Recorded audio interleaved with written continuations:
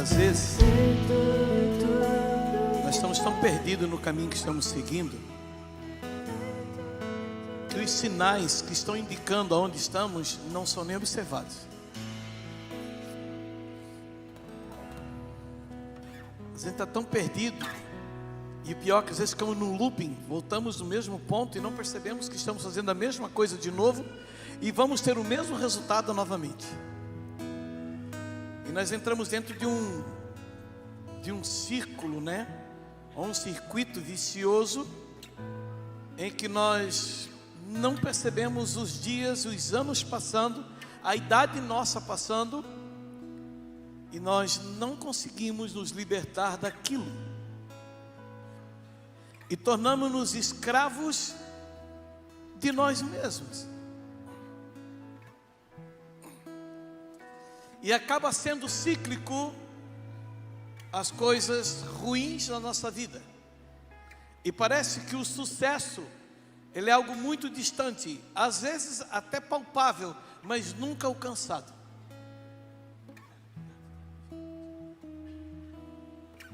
Às vezes até parece que, agora vai dar certo, e não alcança, e não vai.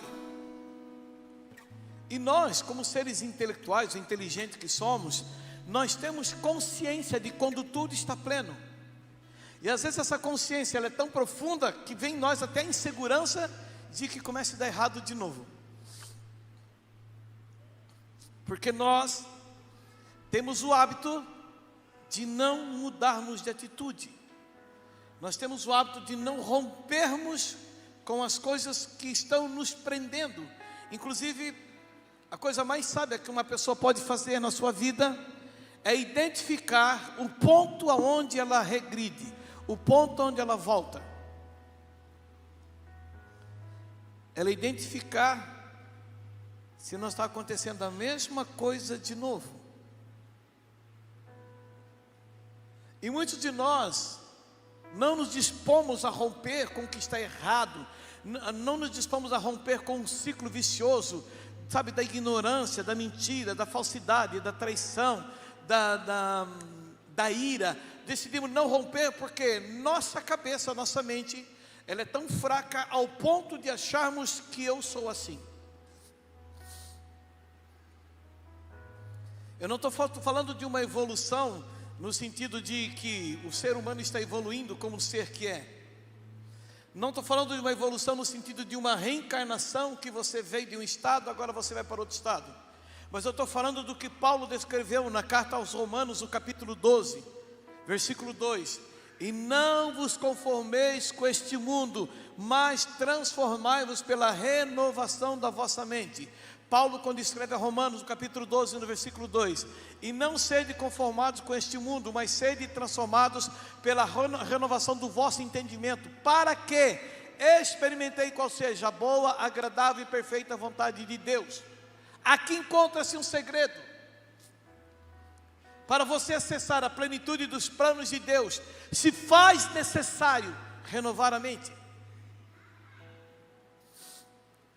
Se faz necessário ver se estamos no caminho que realmente vale a pena, se está dando certo da forma como estamos conduzindo.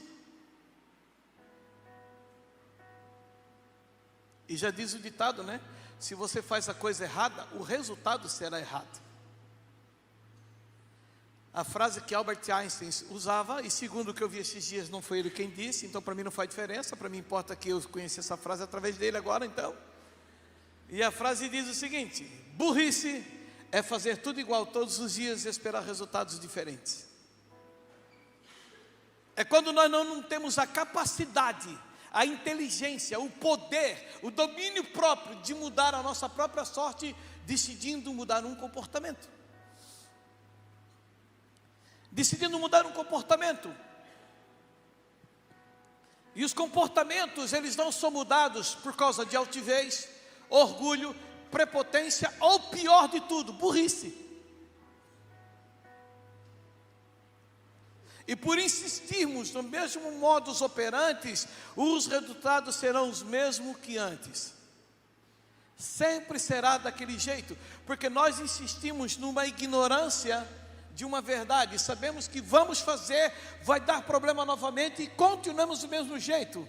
E somos quase a menina da música, né? Todo dia ela faz tudo sempre igual. E acorda às 6 horas da manhã. E parece que a música até parece bonita, mas para mim era uma música de um cara que estava de saco cheio. Ô mulher, sim, aqui não vai nada diferente, a vida não muda. Não é capaz de fazer nada para melhorar. E aquele ciclo, parece que ele era um ciclo legal, só que é um ciclo que ele também aprisiona dentro de uma limitação, de uma pequenez que não faz crescer. Alguém aqui conheceu pessoas que começaram uma faculdade com seus 50 anos de idade?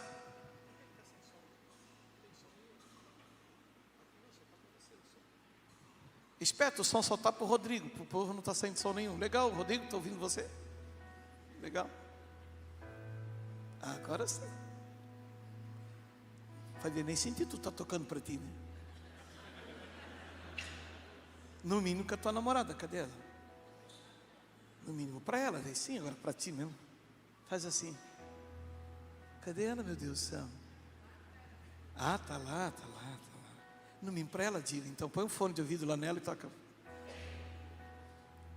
Você já viu pessoas que começaram a fazer uma faculdade aos seus 45 anos de idade? Quem já viu pessoas assim? Quem conhece alguém assim? 64 anos. Quem? Quem era ela? Uma pastora. O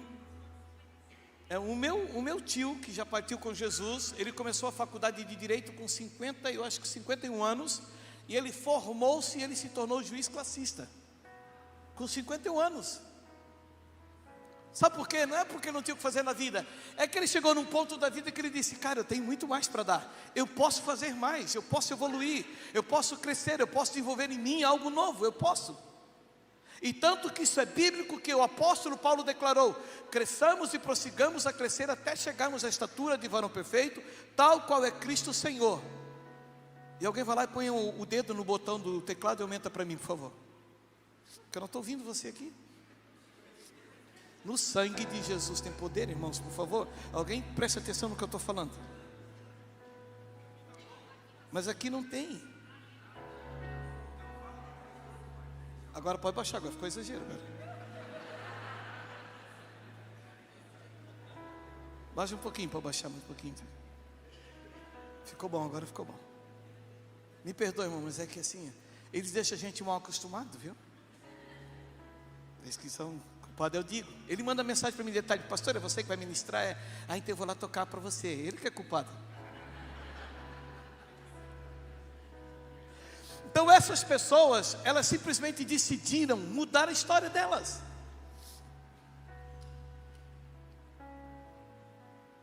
E elas se tornaram, dentro da sociedade, dentro da família, dentro do contexto de amigos, se tornaram alguém que se destacou. Sabe aquelas pessoas que ela teve uma vida numa profissão, e chegou num ponto que ela viu que ela bateu no teto, aquela profissão não estava mais dando o retorno financeiro que ela esperava, não estava mais fazendo ela alcançar os projetos, e ela mudou radicalmente de profissão. Você conhece alguém? Você conhece alguém que vivia desse jeito? Alguém que trabalhava com uma coisa e de repente mudou totalmente? Era costureira e foi ser vendedora de loja. Alguém conhece alguém que mudou totalmente, radicalmente assim?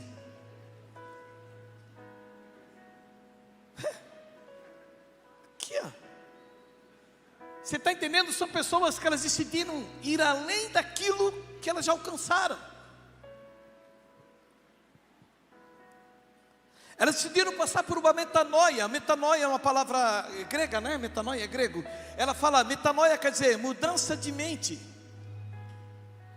Elas decidiram, elas aceitaram experimentar o novo, romperam com o medo, porque o novo ele é sempre um desafio. Tudo que novo é estranho. Pastor Samu foram para Portugal, ficaram 14 dias, 15 dias lá. Primeira vez que foi, né? Para a Europa. Não é assustador quando você vai? Tu já não sabe nem o que vai acontecer direito, como é que vai ser, outro país. Ele aprendeu até a falar português em Portugal. Ah, pois, gajo. Eu acho que ele desaprendeu a falar português. A sensação que você tem, né? A primeira vez que eu estive fora do país, a sensação que você tem que você não está nem com o pé no chão, porque não são tuas leis que regem. Isso tem uma sensação que se acontecer alguma coisa, que vai ser de mim. Então tu fica preocupado até com a lei que rege aquela sociedade. Mas então é um desafio tu ir para esses lugares. Só que afinal de contas, ou você se desafia, se dispõe a viver o novo, ou você nunca vai experimentar isso.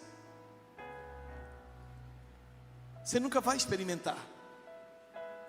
E porque nós decidimos procurar sempre uma zona de conforto, sempre queremos que, sabe aquela coisa, é mais fácil você andar mancando do que ir no médico para endireitar o pé que está machucado. Então eu consigo andar e anda mancando, e daqui a um pouco aquele manquejar, ele atacou a tua bacia, ele atacou a tua coluna, e daqui a uns anos você está entrevado em uma cadeira de roda, porque um simples espinho que infeccionou no pé, você nunca foi tirar. Então você se ajustou a uma condição e aceitou ela, e os anos passaram, e você descobriu que o teu casamento é ruim, você descobriu que os teus negócios são ruins, você descobriu que a tua família é ruim, você descobriu que a tua igreja é ruim, você descobriu porque coisas que você devia ter mudado, ajustes que você devia ter feito, você não fez. Você só entrou dentro e deixa a vida me levar. E esqueceu do poder e da autoridade que nós temos de poder dar destino à nossa própria vida. Eu costumo dizer que homens ou pessoas maduras, eles não fazem o que querem, eles fazem o que devem. E necessariamente esse dever nem sempre é aquilo que você gostaria de fazer, mas por ser uma questão de prioridade, de melhorar a condição sua, da sua família, da sua própria relação com Deus, relação com a tua família, você muda a tua história. Eu digo que é mais ou menos o piá que casou e levou o videogame para casa. Ele agora casou, recém-casado, tem uma esposa maravilhosa, ele fica 3 horas no videogame, ele ainda não descobriu que tem coisa melhor para fazer do que ficar no videogame. Ele não sofreu uma mudança de mente. Ele agora virou homem e continua com o comportamento de menino. Agora usa uma aliança de homem, mas é um piá de bosta.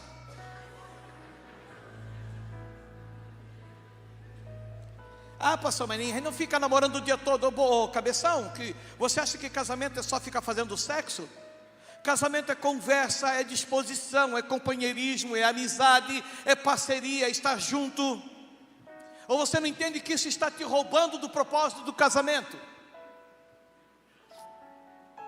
Homens que casam, eu tenho um esporte, e todo fim de semana ele larga a mulher em casa e os filhos, porque eu vou praticar o meu esporte, é a única fuga que eu tenho. Se você é homem de verdade, você muda o teu esporte, onde a tua esposa e os teus filhos podem ir juntos. Sabe, nós acessamos lugares que nós precisamos mudar o hábito. Paulo declarou: cresçamos e prossigamos a crescer, até chegarmos à estatura de varão perfeito, tal qual é Cristo Senhor. Então eu lhe pergunto, como um homem ou uma mulher chegará à estatura de Jesus Cristo com os mesmos vícios e pecados?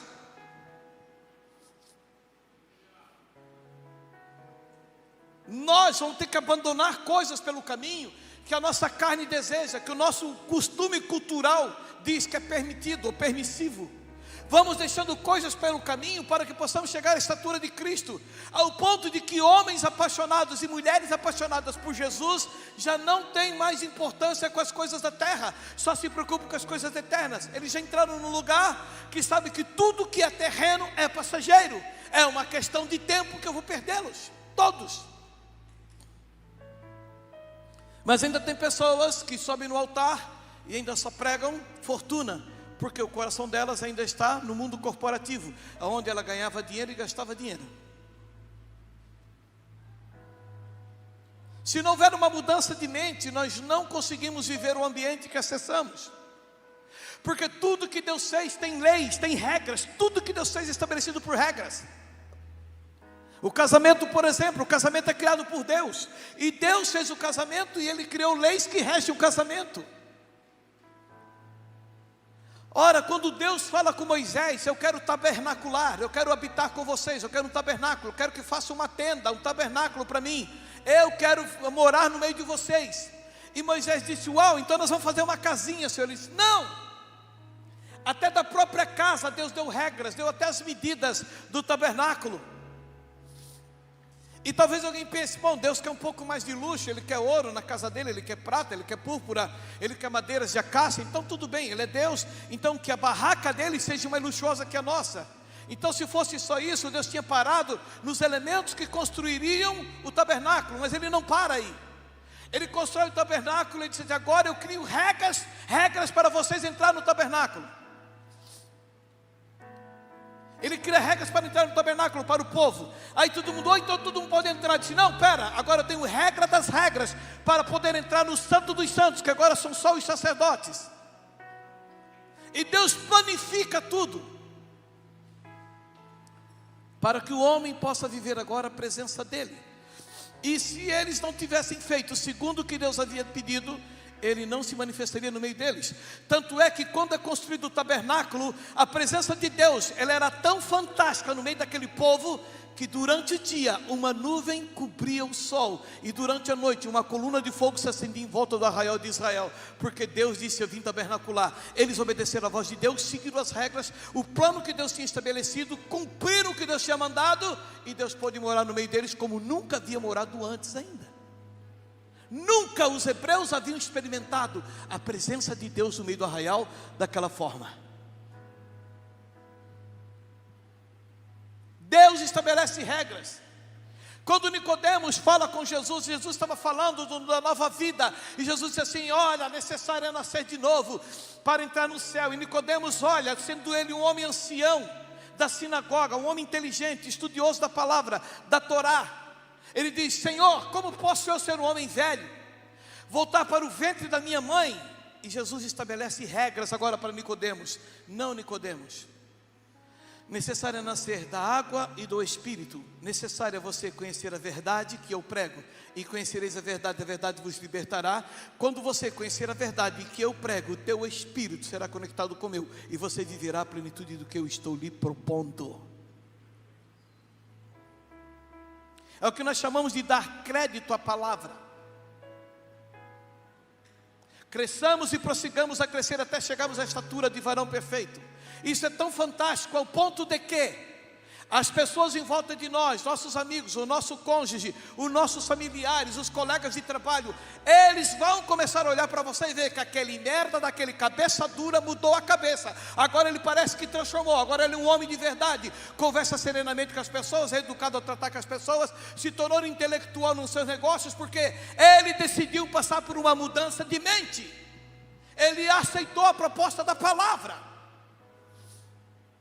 E as pessoas começarão a fazer uma leitura de nós como nem nós imaginávamos. Uma mudança que é para nós, que alcança os que estão em volta.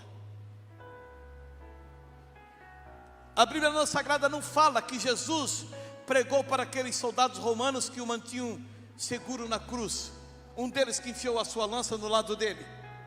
Mas a Bíblia Sagrada declara que quando ele expirou, um dos soldados falou assim: este verdadeiramente é o Filho de Deus. Por quê? Porque ele viu tudo que aconteceu em volta. Ele não viu uma apoteose, ele não viu luzes, relâmpagos e trovões, não, ele viu um homem que nunca tinha cometido crime nenhum. Ele era um soldado romano, ele sabia que ele estava sendo morto só por perseguição.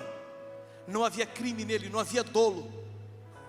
O povo que o havia entregue a ser morto estava em volta, gritando: crucifica-o, crucifica-o, crucifica-o. E os soldados olhando para aquele povo com raiva e com ódio, esperando que ele largasse uma palavra de maldição e de praga, espraguejasse. E no final, antes dele morrer, ele diz: Pai, perdoa-lhes, porque eles não sabem o que fazem. O soldado olhou e disse: não, esse cara é diferente. Ele não é igual a todo mundo. Ele não é igual a todo mundo. Nós vemos na Bíblia Sagrada dois personagens: Nabal, o esposo de Abigail, e Ana, a esposa de Eucana. Olha a diferença entre os dois. O que é um comportamento saudável? Ana, ela está dentro do templo chorando. Eu falei esses dias aqui, chorando por causa de um filho. O sumo sacerdote Eli olha para ela e vê ela como que bêbada, falando baixinho, chorando. Deus, eu preciso de um filho, Deus. O sumo sacerdote viu ela e pensou que ela estava bêbada. E o sumo sacerdote chega nela e diz: ô mulher, tu está bêbada essas horas no templo, tu não se dá conta, escandalizando, envergonhando o templo, quem tu pensa que tu é? E Ana, se ela tivesse respondido na altura daquele homem que não entendeu e não fez a leitura do que estava acontecendo, ele era o sumo sacerdote, ele tinha a obrigação de uma leitura espiritual do que Ana estava vivendo, mas ele não teve. Mas Ana, ela respondeu com o caráter de alguém que teme a Deus. Ela disse: não, Senhor meu. Depois de ela levar uma bronca, depois de ela levar um chacoalhão, a Bíblia não disse que havia mais pessoas dentro do templo, provavelmente havia mais pessoas. Ela foi envergonhada na frente de todo mundo por Eli, e ela disse: não, meu Senhor, eu não estou bêbada, das muitas angústias da minha alma que eu estou chorando. Quando Eli viu o comportamento dela, a resposta branda, porque no livro de Provérbios diz que a resposta branda acalma o furor. Quando ela dá uma resposta branda, Eli não teve que fazer nada além de abençoá-la. Essa pessoa é diferente, essa pessoa não é igual a todo mundo. Deus concede o desejo do teu coração. E ela foi engravidou. Nabal era um homem rico, e Davi protegia os seus pastores, quando iam pastorear suas ovelhas, o seu gado. Davi, o seu exército, os seus 400 homens, depois 600, ele protegia os pastores de Nabal. E um dia Davi precisou de comida e fala, vai lá e diz para, manda pedir para Nabal comida, nós estamos precisando, porque tem mulheres e crianças no exército. Nabal, ele diz assim para os homens de Davi: quem é esse vagabundo desse Davi, esse preguiçoso, esse malandro? Ele não reconheceu que Davi o tempo todo protegeu as ovelhas dele, nunca atacaram os seus pastores, guardaram dos ladrões. E por ele ser desse jeito, Abigail, sua esposa, chegou e falou para ele: por que tu respondeu desse jeito? Você é grosso demais, homem, você é ignorante demais, você não consegue respeitar as pessoas, você não é um homem respeitoso, você é um homem vaidoso, você é orgulhoso, você é prepotente, você acha que você é dono da vida, porque você tem uma merda de um dinheirinho no bolso, tu acha que é alguém, você não respeita as pessoas, você passa por cima de todo mundo. Olha, Nabal, essa tua grosseria, essa tua ignorância vai ser tua desgraça. E a Bíblia Sagrada diz que Nabal foi deitar e ficou perturbado com aquilo que a sua esposa falou, e naquela noite deu um infarto fulminante e matou Nabal. A resposta, o comportamento. Eu estava lá na África agora, e num certo momento nós pedimos autorização para o governo, tivemos que pagar para poder acessar um vulcão. Nós vimos orar lá no vulcão, fazer um ato profético, um dos vulcões na Tanzânia. E nós subimos com toda a autorização do governo, sem problema nenhum, tudo dentro da legalidade. Mas quando estamos lá em cima, aparece um Maasai, um guerreiro desse tamanho, armado, com seu tacape, com a sua lança, com seu facão. E o cara chegou: o que é que vocês estão fazendo aqui? E chegou para a briga. E nesse momento só estava eu e o filho do pastor Osnei, os outros tinham descido pela cratera. Eu disse: eu não vou descer, isso é muito fundo, vocês oram lá embaixo e ficam orando aqui em cima. Aí liberei eles, e aí o cara chegou brabo, e chegou peitando. Irmãos, pensa um negão de 2 metros por 2, irmão, um cara forte, armado, no meio do nada.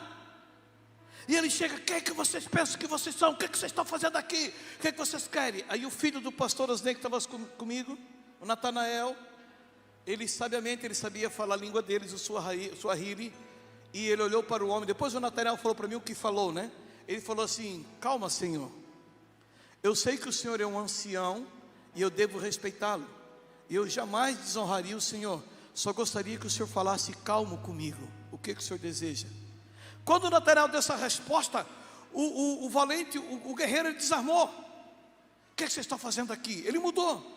Disse: não, Senhor, nós estamos aqui com autorização do governo, nós temos um projeto de missão, quem manda aqui sou eu que mando aqui, o governo não manda aqui.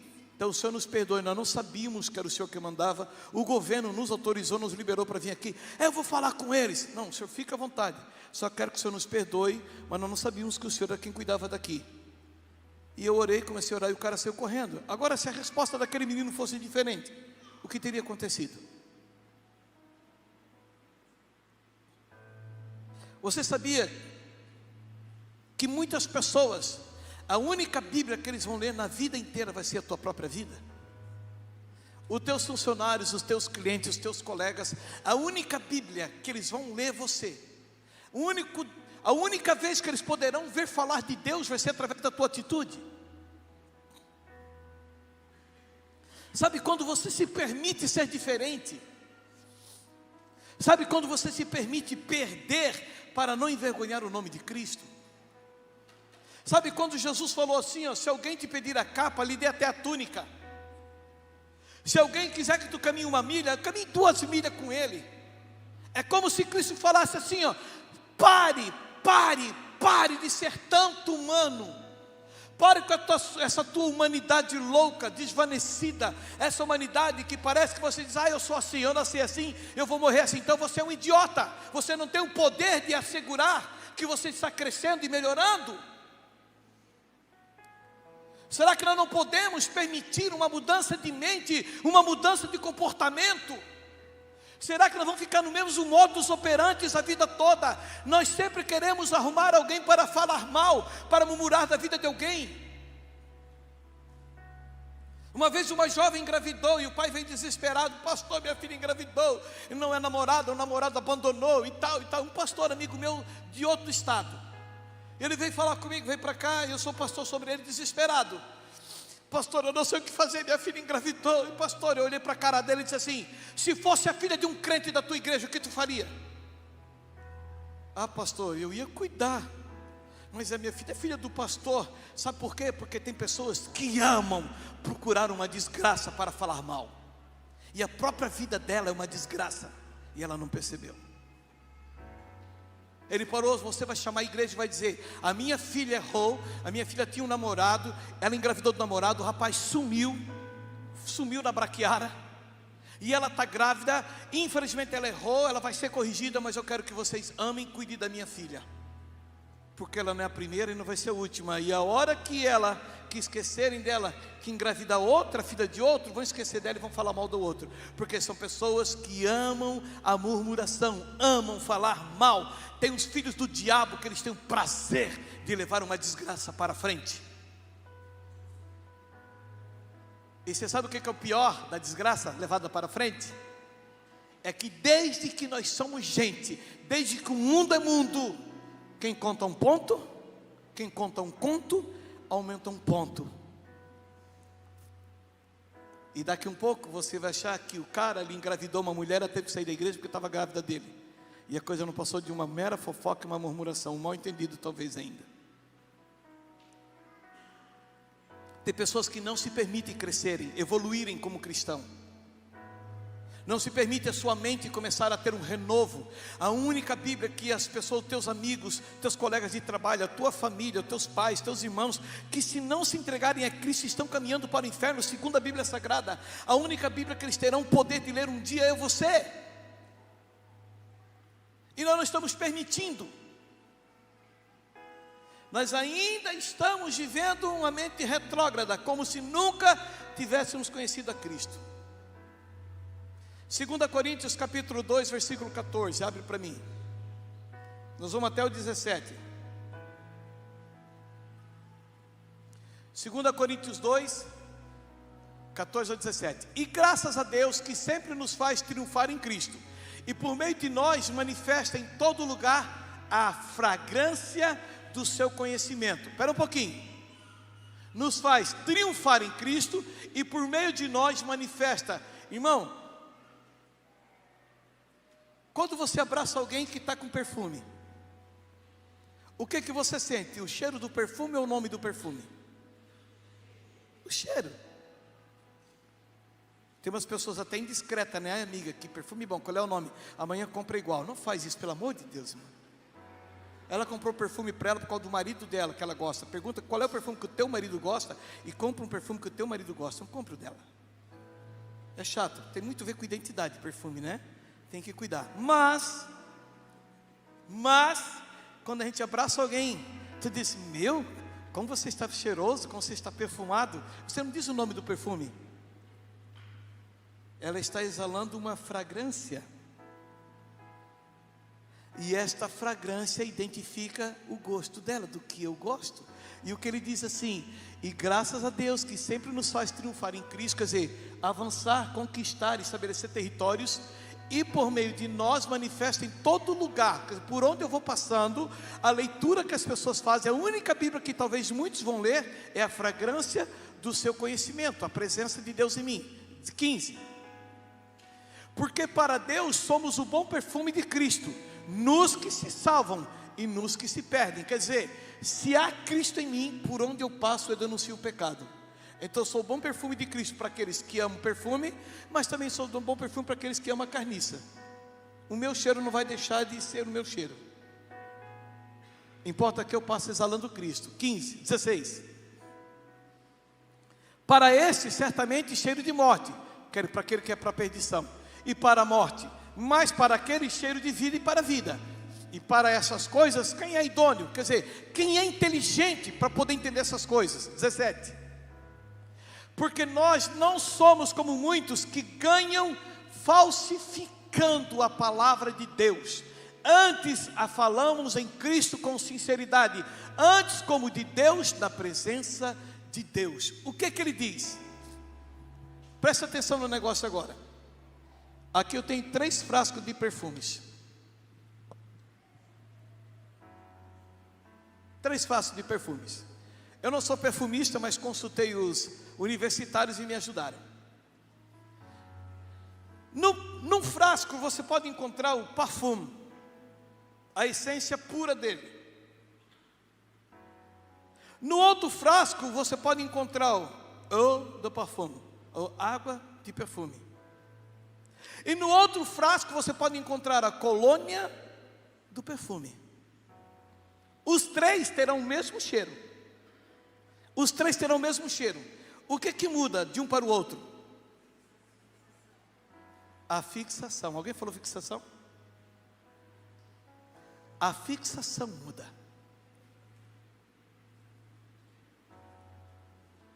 Isso fala do poder de uma pessoa que é um cristão de verdade e daqueles que falsificam a palavra, falam de um Deus que nem ele mesmo vive a essência e a plenitude do que é. Ele até tem um cheiro de Cristo, mas ele é uma água de perfume. É François, né? Não sei como é que fala assim. Eau de parfume. Eau de parfume. Colônia de parfume. É uma colônia. E tem aqueles que são a pura essência do perfume. Se coloca água, se coloca álcool, pega a essência e vai diluindo, quer dizer, vai contagiando e contaminando. E aparentemente parece que não perdeu o valor, Ezequias. Não, esse cara é um cara que frequenta a igreja, mas o seu comportamento, a sua atitude não fixa o perfume de Cristo em ninguém. Ele é volátil demais. Um dia ele parece que é um homem ou uma mulher de Deus, no outro dia um endemoniado, uma endemoniada, um perturbado, uma perturbada, no outro dia perdeu a presença, porque ele não luta para se manter nesse lugar, nunca consegue ser a essência. É uma água de perfume, ou só uma colônia, e nunca consegue fixar em ninguém aquele cheiro, passa e não impregna. Sabe aquelas pessoas que quando te abraçam, fica o cheiro do perfume dela e você já ficou? Eu já aconteceu isso. Cara, tem gente que usa o perfume tão bom e usa o parfum, usa a essência. Quando te abraça, cara, fica aquele cheiro, tu vai para casa, meu Deus, que perfume bom. Ainda bem que minha esposa sabe que eu abraço todo mundo, então eu não tenho problema em casa. Chego em casa com a camisa suja de maquiagem, graças a Deus, nunca tive problema. Ela sabe que eu abraço como pai e como pastor. Quando eu começo a entender que Cristo em nós, ela é a esperança da glória que há de vir, eu me permito sair da colônia, da água de perfume e chegar à essência. Eu busco uma evolução cristã, eu busco um crescimento. Continuará com o mesmo cheiro, porém, quando colocado sobre alguém, não impregna mais nada. Esse é o problema da convivência com o pecado e com situações não resolvidas. Aí não há confronto e a vida não muda. E a vida não muda. Eclesiastes capítulo 10, versículo 1.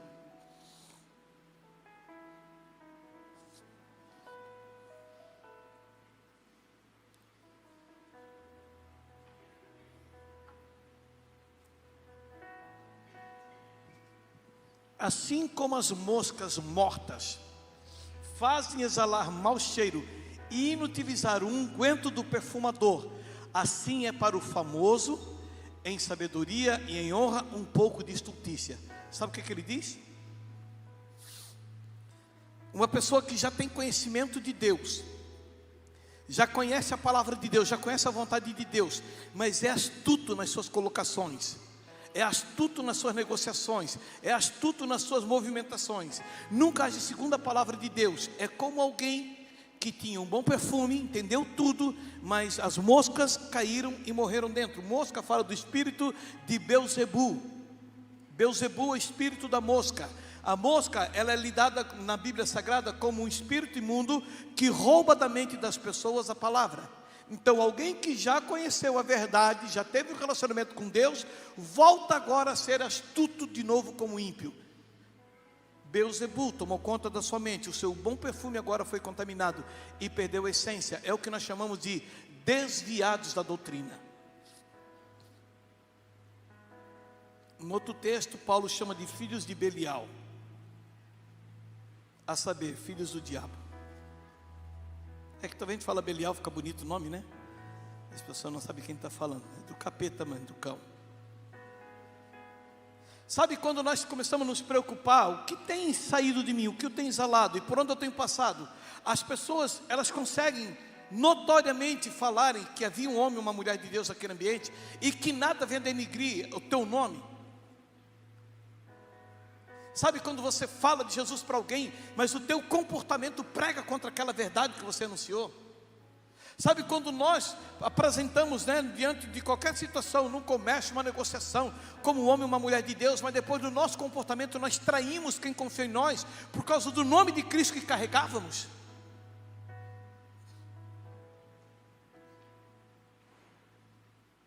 Você me perdoe, mas cada vez que eu e você fizemos isso, nós denigrimos o nome de Jesus. E a palavra dele diz assim: é necessário que haja escândalo, mas ai daquele por quem entrar o escândalo. O que é escandalizar? Escandalizar é pegar uma verdade e torná-la em mentira. É algo que todo mundo acreditou e amanhã depois se descobre que não era aquilo que se falava ou se apresentava. Isso é um escândalo. E necessariamente a gente pensa que escândalo, olha que escândalo no meio da igreja, olha, engravidou, olha que escândalo no meio da igreja. Você pensa que é um escândalo no meio da igreja? É um escândalo no meio do mundo. Ainda que quando acontece aqui dentro da igreja, por nós sermos o povo de Deus, é mais fácil curar, proteger, é mais fácil relevar. Agora e lá fora, existem pessoas que nunca mais entrarão dentro de uma igreja por causa de um negócio que um crente fez, enganou, traiu, subverteu e nunca voltou para consertar. Ele diz: para ser crente, que nem aquele que vai lá na igreja, que vive dentro da igreja, e aqui veio fazer negócio, e é velhaco, está me devendo até hoje, para esse eu não sirvo. E eu lhe pergunto, essa pessoa ficou escandalizada por quem? Por Deus ou por nós? Isso também não é escândalo? E a Bíblia diz: ai daquele por quem entrar o escândalo. Conversas de maledicências, conversas que tocam em pessoas que não deviam tocar, murmurações. O Senhor nos deu poder e autoridade, pela unção que na minha vida, eu sei que a minha palavra tem poder e autoridade como decretos, e eu tenho que cuidar do que eu falo, porque eu não fui, para mim eu tenho autoridade, mas não fui me dado autorização para sair a maldição das pessoas. Eu tenho autoridade, mas não tenho autorização para isso. Ora, Eliseu recebe da capa de Elias, toda a autoridade de Elias, aquela glória, aquela presença, toca com a capa no Jordão, o Jordão abre. Eliseu chega naquela cidade que a terra era estéril, a água era amarga. Eliseu vai na fonte das águas, derrama o sal, a água melhora, a terra fica fértil, todo mundo feliz. Eliseu sai dali e foi lá para o Carmelo, todo feliz. Agora eu posso ir para casa, porque agora eu tenho a capa de Elias e Deus é comigo. No meio do caminho, 42 jovens saem rindo da cara de Eliseu. Aí careca, tudo bem careca? Eliseu não manteve as suas emoções e amaldiçoou os meninos. E 2 ursas saíram do mato e mataram todos. Sabe o que é isso? Agora eu lhe pergunto, Eliseu num dia cura as águas da cidade, a água fica boa, né? Fica a coisa mais linda, a terra estéril é fértil novamente. Só que uma semana depois, há um velório de 42 meninos, porque o próprio profeta que curou a cidade amaldiçoou. Havia 42 famílias, pelo menos, em velório. Agora eu lhe pergunto, qual foi a impressão que Eliseu deixou naquela cidade? Foi boa ou foi ruim? Você me perdoe. Eu acredito que no meio daqueles dias, alguns pais disseram: antes aquele homem nunca tivesse vindo até essa cidade, e as águas continuassem amargas e a terra estéril, pelo menos o meu filho estaria vivo. Não estou pregando contra o caráter de Eliseu, mas eu estou falando de um comportamento cristão que impregna um bom perfume de Cristo. Nós temos uma responsabilidade, e as pessoas estão olhando para nós. Nós estamos muito perto da volta de Cristo. Nós estamos muito próximo do fim. Só que há uma multidão enorme esperando a manifestação dos filhos de Deus. Romanos 8 fala isso. A ardente expectação da criação aguarda a manifestação dos filhos de Deus. E que manifestação? Me perdoe, não é você ir para uma esquina, pegar o panfleto e ficar berrando: Jesus está voltando, Jesus está voltando. Para com isso. O Brasil pelo menos já está evangelizado 100%. O Brasil não precisa mais de evangelização. Não precisa. E grave e mande para onde você quiser. Só que grave a sequência, para pegar texto com contexto. Sabe do que o Brasil precisa? De moralização do Evangelho. Que os crentes comecem a pagar as contas deles. Que os crentes comecem a honrar o seu casamento. Que os crentes parem de falar mal dos outros. Que os crentes parem de perseguir os outros. Que os crentes parem de processar pessoas injustamente. Que os crentes comecem a ter vergonha na cara e ser a essência, e não a água, sequer a colônia. As pessoas estão desesperadas, esperando ver Jesus. E eles vão ver quando olharem para nós, porque muitos, a única Bíblia que vão ler é quando olharem para a minha vida e para a sua. Eu fico muito feliz quando algumas pessoas dizem assim: meu, se um dia eu for para uma igreja, eu vou lá para a igreja do pastor Casas. Quantas pessoas que não servem a Jesus que eu conheço, que já falaram isso, que eu soube depois. É porque desde que eu os conheci, eu sempre tive um comportamento, procurei ter um comportamento cristão. Não sou perfeito, mas são principalmente pessoas que eu faço negócios, comércio fora.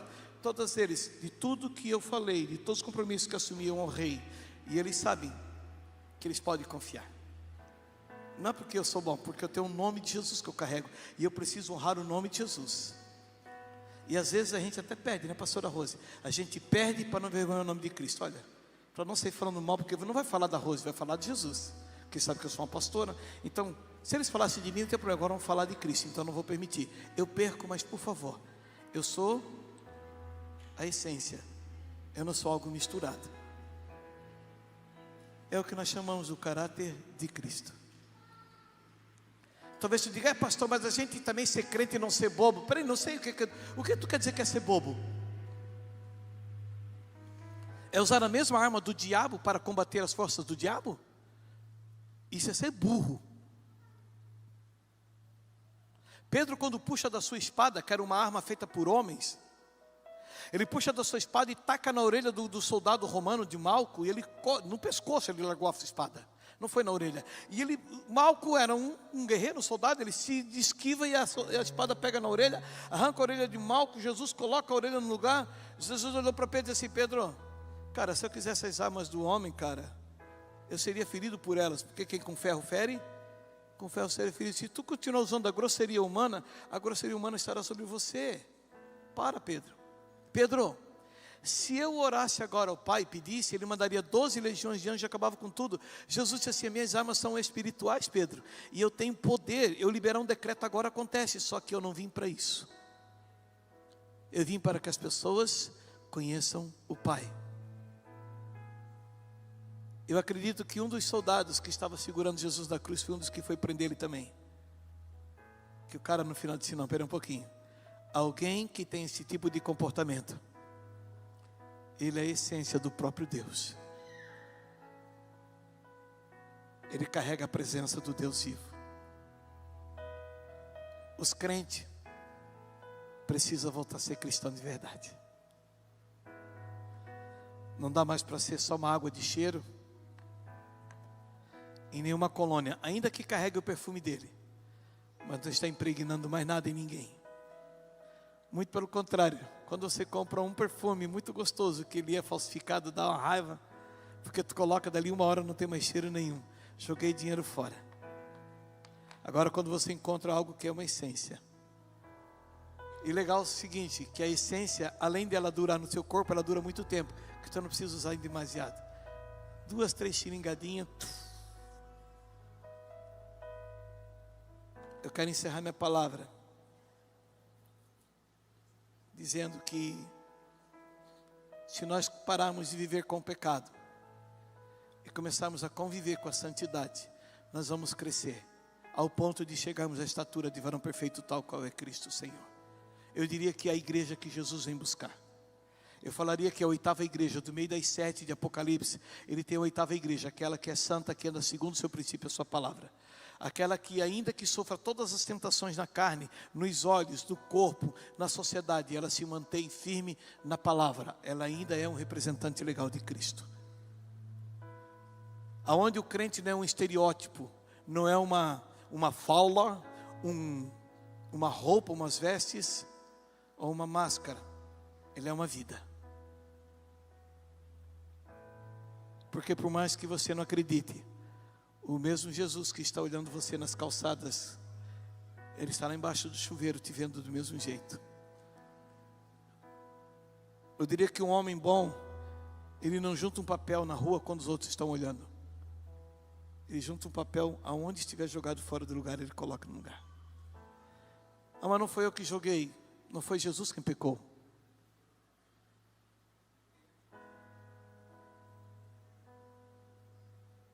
Então não foi ele quem errou, fomos nós. Ele veio consertar o que os outros fizeram de errado.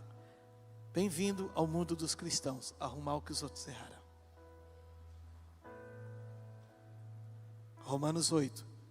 A ardente expectação da criação está aguardando a manifestação da essência, da parfum. Aqueles que têm valor. Não importa o preço do perfume derramado, sua presença vale mais, sua presença vale mais. E não importa o preço do perfume derramado. Levante. Sua presença vale mais. Sua presença vale mais.